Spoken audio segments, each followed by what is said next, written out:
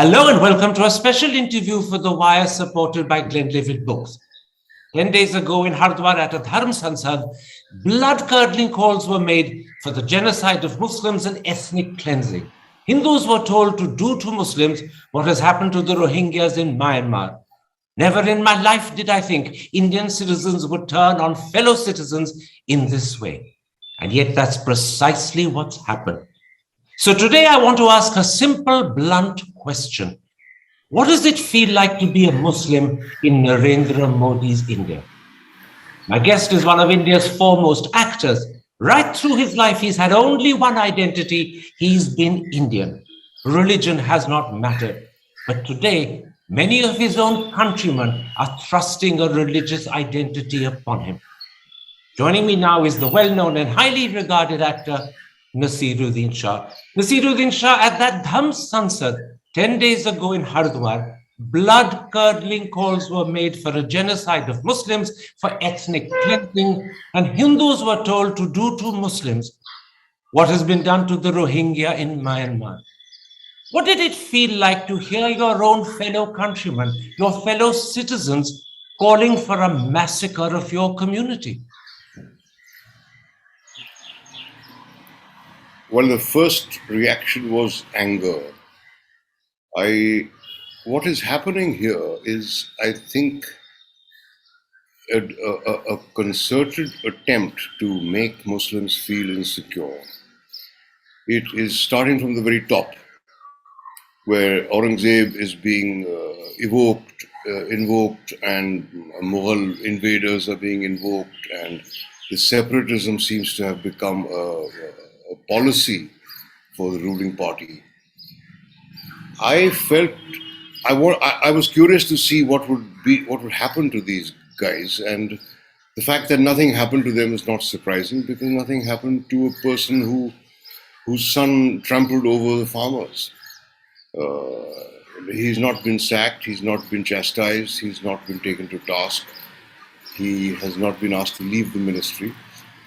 Anyway, that's something which is sub judice, so I won't go into that in too much detail. But the fact is that there is definitely an attempt to make us scared, and that is something which I have always held as a placard, that we should not be scared. And funnily, being scared is one of the accusations that is thrust upon me all the time. You are scared of being in India, because I said something months and months ago, almost a year ago, about being concerned about the fate of my children. My life is over and I have another 10 years to go, so I won't live to see it. But what I am concerned about is what would become of my children. And I had also stated that it is tragic that a cow's death should have more importance than the death of a police inspector. This, for some reason, made me an object of ridicule and an object of hate and a target of abusive threats all the time, which completely baffled me, because I don't think I had said anything provocative of that kind. At the same time, funnily, a film of mine which I had done some 10 years ago, called Wednesday, was pulled out. A film I'd done more than 25 years ago called Sarfarosh was pulled out. In Sarfarosh, I play a Pakistani ghazal singer who turns out to be an intelligence agent. In Wednesday, I play a lone wolf who decides to assassinate 4 terrorists who he fears will otherwise get away. These were shown side by side, along with a video that was recorded of me when I visited Lahore, and I was asked how I feel coming to Lahore. And I said, I feel completely at home. This seemed to rile and rankle everybody, and they said, if you're at home, go there. And I don't understand why this should happen, because if you go to somebody's house and you're very comfortable and you're treated well, wouldn't you say this is just like home? Absolutely. And that was contrasted with the speech I make in Wednesday, where I talk of wiping the house clean of cockroaches and so on. And it was shown as what a traitor this guy is. On the one hand, his film image says this, and what he says in real life is this. What I was saying in real life was that I feel welcomed over here. I feel very comfortable over here. And this was at the same time as our Prime Minister and the Pakistani Prime Minister were holding hands like schoolgirls and walking down the causeway of the Lahore airport. Absolutely. Nasir, I'm going to deliberately quote from two people at the Dharam Sansad because I think the audience needs to realize just how shocking, just how blood-curdling, just how horrifying some of the things spoken were. Swami Prabodhanand said, like in Myanmar, the police here, the politicians here, the army, and every Hindu must pick up arms, and we will have to conduct this cleanliness drive. There is no solution apart from this. And then Pooja Shakun Pandey said, if 100 of us are too ready to kill 2 million of them, then we will win and make India a Hindu nation. Did you ever in your life believe that Muslims would be spoken in this way by their own Hindu brothers and sisters? These are fellow citizens turning on you. Yeah, it's absolutely, it leaves you aghast when you hear things like this. And I wonder if these people know what they're talking about. Because what they're calling for is a full-scale civil war. 200 million of us are not going to get wiped out that easily. 200 million of us are going to fight back. 200 million of us claim this to be our motherland. 200 million of us belong here. We were born here. Generations of our families have lived here and died here. And I'm certain that if any such movement begins, it's going to be met with a massive resistance and a massive amount of anger. And these people who make these statements, to whom nothing is done, whereas a poet, a comedian is arrested for a joke he was going to make. Whereas things like what this abominable Yati Narsingh Anand chap goes around saying are absolutely abominable, and they're on the verge of ridiculous. They would be funny if they weren't so ominous. But you said something very important. These people don't realize that they are creating the potential conditions for a civil war. 200 million Muslims are not going to buckle down and die just because a Dharm Sansad is threatening to attack and kill them. They are threatening the very integrity of our country. Yes. And they're threatening, as you said, their fellow citizens. They're threatening people who belong here as much as they do. And it's amazing that the atrocities of the so-called atrocities of the Mughals are being highlighted all the time. They forget that the Mughals were people who contributed to this country. The Mughals are people who've left lasting monuments, who've left lasting history, who've left a culture, who've left the tradition of dance and music and painting and poetry and literature. No one talks about Taimur. No one talks about Mahmud of Ghazni. No one talks about Nadir Shah, because I don't suppose these people are conversant with that history. Those were the marauders who came, looted and left. The Mughals came here to make this their homeland. They were like, you could call them refugees, if you like, though pretty well-off refugees. But the Mughals are being blamed unnecessarily, and to hold every Muslim in India today responsible for the so-called atrocities, I think is nothing short of ridiculous. But you know, Naseeruddin Shah, it's not just what was said at the Dharm Sansad that sent shivers down people's spine. It's also the response. Days went by without the police taking any action, and even till today, there have been no arrests. When an FIR was finally filed, it was for the very minimal crime of provoking religious enmity. The Director General of Police in Uttarakhand has confirmed to the Hindu that the far more important Unlawful Activities Prevention Act has not been applied, and it may not be applied. And yet, last year, when the Tablighi Jamaat was accused of spreading COVID-19, some of them were charged with homicide. When Kashmiri students applaud a Pakistani cricket victory, they are charged with sedition. Do Muslims believe that the police will be fair and objective? Do Muslims believe that the police will bring these dreadful culprits to justice? It depends on who is giving the orders to the police, I think. And this This kind of discrimination of justice starts at the very top. I think it percolates down all the way. And the example is being set by those at the top. So the policemen act on orders. It's a moot point as to whether the policemen themselves feel a sense of a sense of joy or something at beating up people.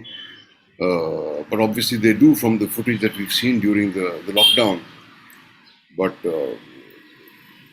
what is one to do if the police is if the representation of Muslims in the police in any case is very small, and even if it were a little larger, and if there were a Muslim policeman who were ordered to charge with a lathi at a crowd, he would jolly well obey. I don't think he has any choice in the matter. But you said a very important thing. How the police behave, how they respond, whether they're objective and fair and bring the culprits to justice, depends upon the orders from the top. So let's look at the political response. There hasn't been a word of condemnation from the Uttarakhand government. There hasn't been a word of condemnation from the central government. And the Prime Minister's silence is deafening. It's almost as if to suggest that nothing happened or he doesn't care what happened. I think he doesn't care. He genuinely doesn't care. He is, well, at least you can't accuse him of being a hypocrite in that sense, that he expresses remorse for something which he doesn't feel any remorse about. He's never said a word of apology for the Ahmedabad pogrom. He's never said a word of apology for anything else. He did half-heartedly apologize for the Kisan thing, but it was an insincere apology, and not a word of chastisement to any of these people. In fact, he follows these people on Twitter, and obviously why he does that is known only to him, but he obviously derives some sort of pleasure out of that. You know, the silence from the Prime Minister is not just morally problematic because he is the leader of this country, but it also, do you think, is a clear sign to those who've been making calls for genocide that they have his silent support, that he's in a way encouraging them, because as you say, he's not chastising them, he's not condemning them. Does that worry you, that there is this silent support from the very top for these people who want to massacre your community? It's not entirely surprising. It is worrisome, but then that is more or less what we expected.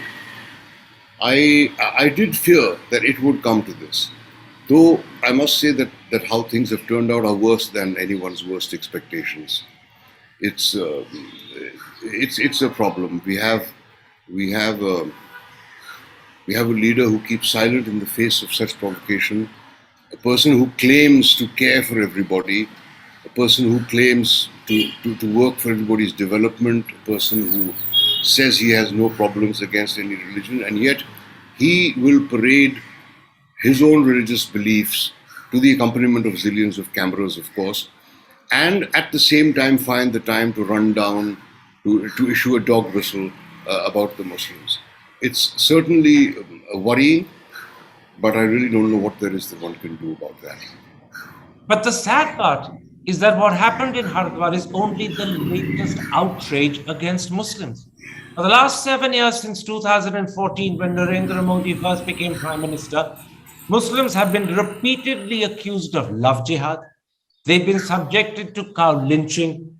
They've been attacked by vigilantes and mobs.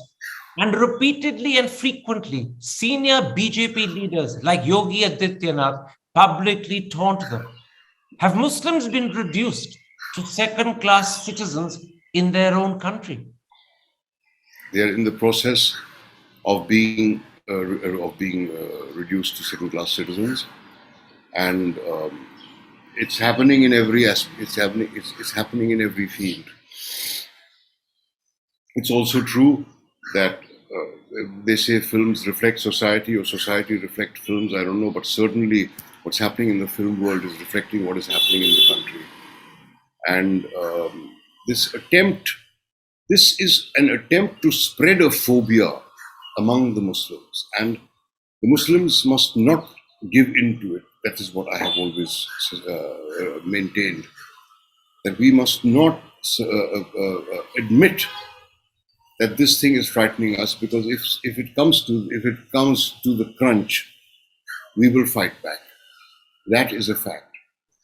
When you have senior leaders openly saying Hindus and Muslims cannot live together, उनकी दो संस्कृतियां अलग अलग हैं, is he not contradicting the Constitution? Is he not going against the tenets of the Constitution? And yet he thinks nothing of it, and he goes on repeating the same thing. Shamshan or Qabristan, a mosque and mandir, all this kind of stuff is being constantly talked about. It's the BJP has hit upon the most effective way of dividing and ruling and retaining power by assembling the Hindu majority, what they feel is going to be their core majority, and they don't give a damn. The Muslims are being marginalized, they are being redundant, and gradually the process is on to prove them redundant. You said something very important, though you said it sotto voce. And because you said it sotto voce, it becomes more powerful. You said, if it comes to the crunch, we will fight back. That's the last resort that he's leaving you, isn't he? That you'll have to physically fight back to defend yourself and to protect your status. Yes, and if it comes to that, we will. Because we are defending our homes, we are defending our homeland, we are defending our families, we are defending our children. I'm not talking of our beliefs.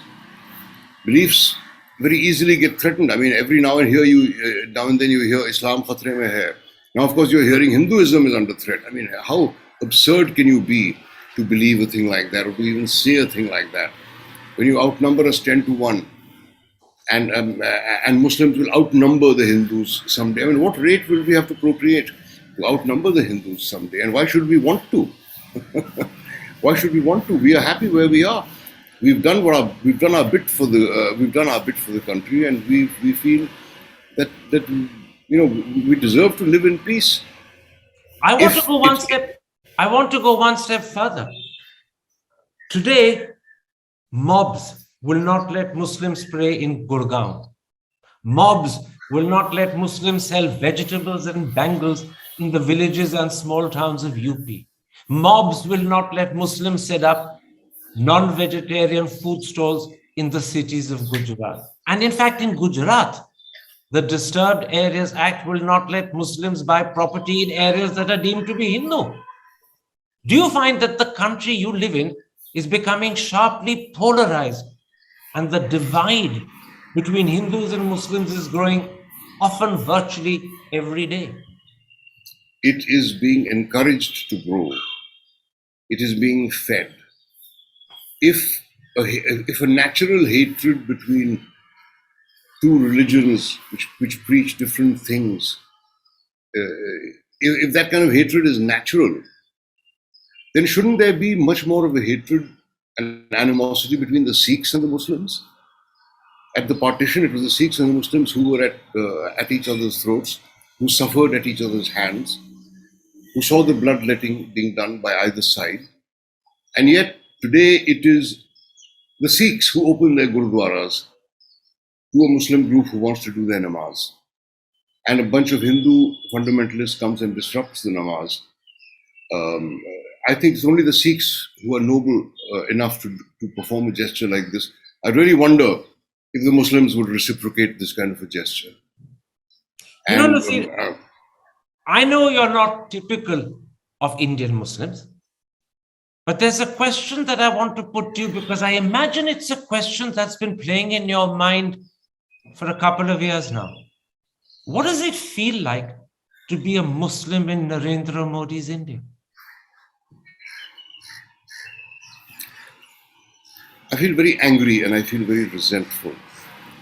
And I feel pity for those who worship our beloved leader without question, and who will not tolerate even a joke about him.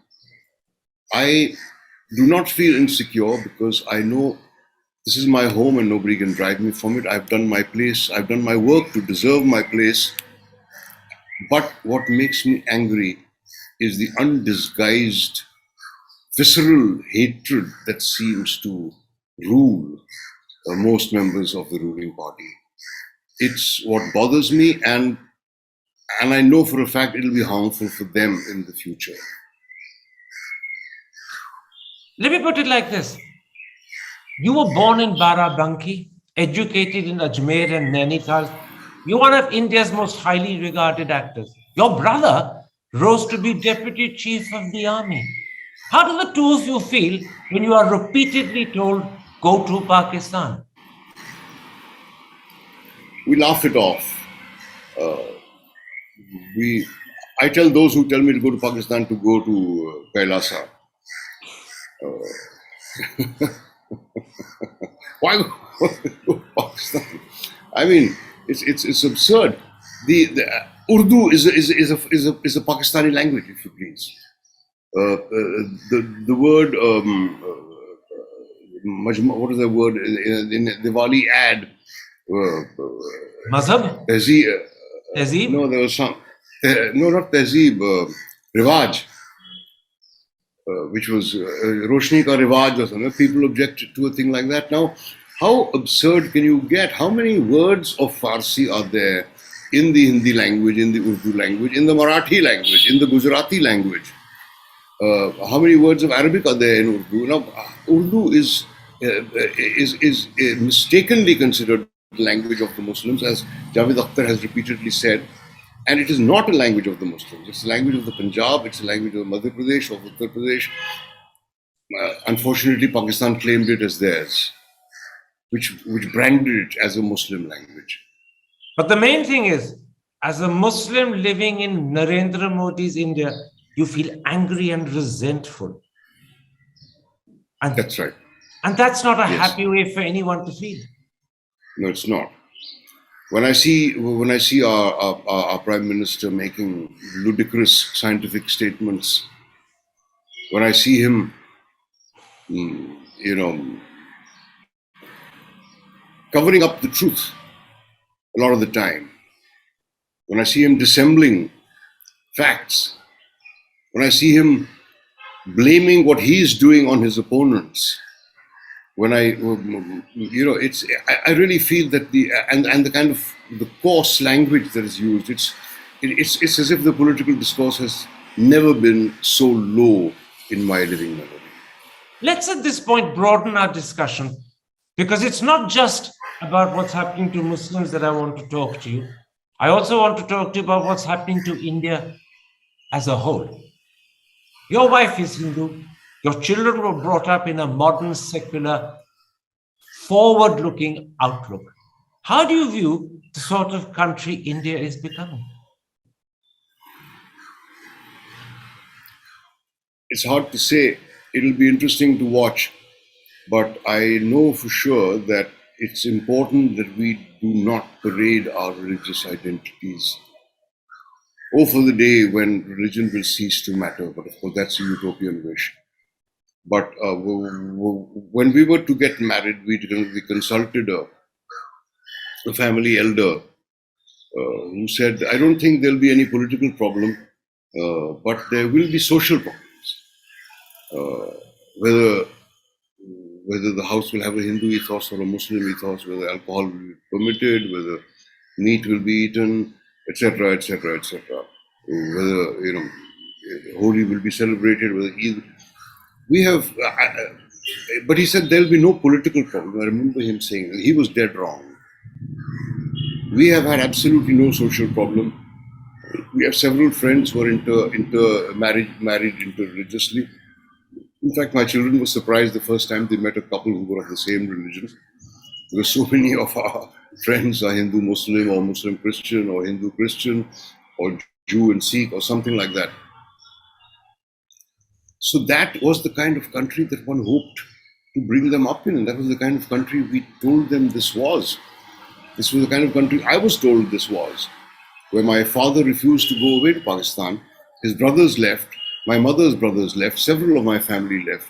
My father refused to go. He felt we have as much of a future here as we would have had over there. Had I been a child in today's India, I don't know what future would await me. Today's India might well have pushed you out.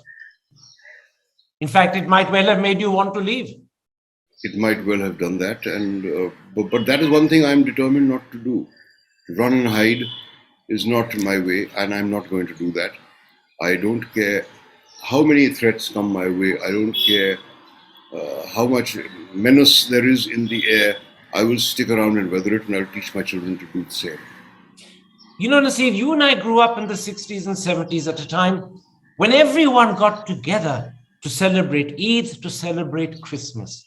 3 days ago, the world celebrated Christmas, but in Assam, the Bajrang Dal protested violently because Hindus were participating in Christian celebrations. In Gurgaon and in Patodi, school pantomimes were disrupted because the gate crashers, there's no other word I can think for them, didn't like it. Churches were vandalized in Ambala, celebrations were stopped in Karnataka. Are Hindus becoming intolerant? And if the answer is no, then where does this intolerance come from? As I said, it's an engineered hatred. It's an absolutely engineered hatred.